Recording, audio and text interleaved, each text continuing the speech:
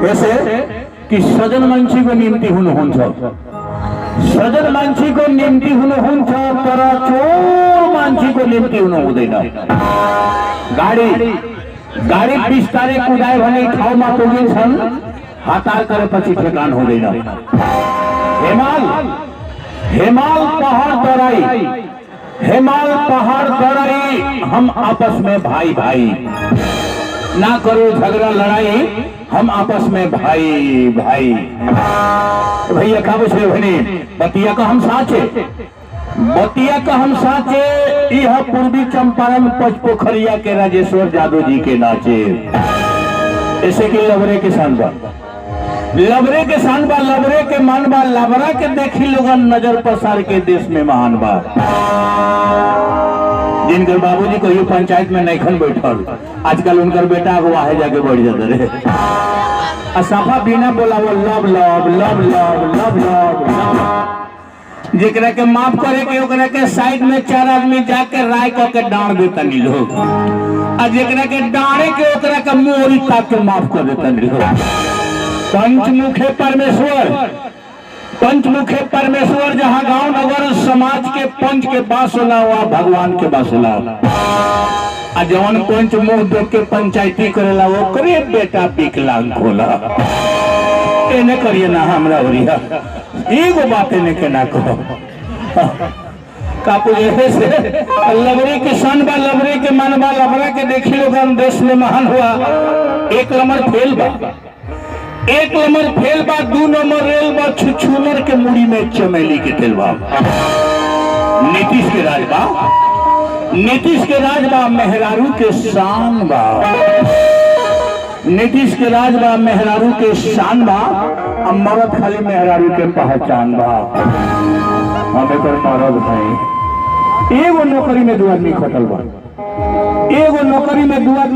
बा, कितना आदमी बाबूजी माई से हटल बा, ससुरारी में जाके सास ससुर में सटल बा, लेबर लखा खटल बा, टांगा के घोड़ी लखा डटल बा।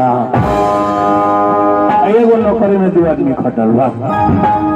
ऐसे यही ना देखी सरकार के धंधा 10 मिनट के टाइम में मिलल बा। हई देखी सरकार के धंधा गवागाई रोड के जरी हर गांव में खुनवा देलक खंता।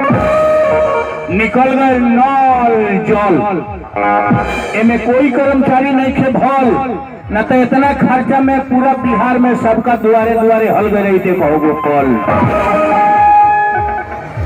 यही बतवा के कितना लोग गईले बा, यही बतवा के सब लोग गईले बा। एगो पंचायत में 4 गो वार्ड राय को के 1.5 लाख रुपया खैले बा। एगो पंचायत में 4 गो वार्ड 1.5 लाख रुपया खैले बा।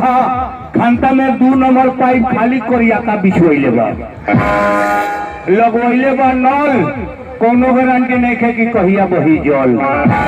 कैसे कि चारू में कोनो नहीं खे भल, चारू जैसा बड़ा सा पैसा नहीं बड़ा सा। ऐसे कि यह कईलू के हमार भाई जे साँच बोली वो कहीं पिटाई।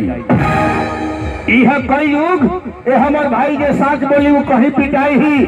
साँच बोले वाला दुनिया के कोनो कोना में सुख चैन से रह ना पाई, जे साँच बोली वो कहीं पिटाई। काहे का खेत कोई के बोआ तक कोई, खेत कोई के बोआ तक कोई, बोझा के बीमारी बा ढोआ तक कोई। खेत कोई के बोआ तक कोई, बोझा के बीमारी बा ढोआ तक कोई। अब मोबाइल में ऐसा रिंग टोंग देले बा कि बाजो तक कोई कि टोआ तक कोई।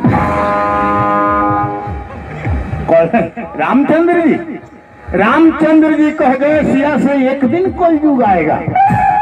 रामचंद्र जी कह गए सिया से एक दिन कलयुग आएगा, पत्नी पलंग पे बैठेगी, पति पांव दबाएगा। ढकने वाली चीज को खुलेआम दिखाया जाएगा, ढकने वाली चीज को खुलेआम दिखाया जाएगा। पत्नी पलंग पे बैठेगी, पति पांव दबाएगा। भाई भाई से मिलल करी, भाई से मिलल करी, दिल के हटा के काई के। कैसन भाई बाजे ना भइल अपना भाई के। भाई से मिलल करी, दिल के हटा के काई के। ई कैसन भाई बाजे ना भइल अपना भाई के हक लाए अपना सभे लड़ल करी, हक लाए अपना सभे लड़ल करी। केकरा में झगड़ा थोड़ बहुत ना होला, समय पर जब भाई ना लौकेला तो जानते बानी जे का होला। मरल मुंह देखे ना गई, मरल मुंह देखे ना गई, भाई अपना भाई के पड़ गई मेहरारू लोभी कसाई के। ई कैसन भाई बजे ना भइल अपना भाई के। पढ़ल लिखल आदमी, पढ़ल लिखल आदमी, शिक्षित आदमी, बढ़िया पढ़ल लिखल बढ़िया घर के आदमी बन गई संतरी।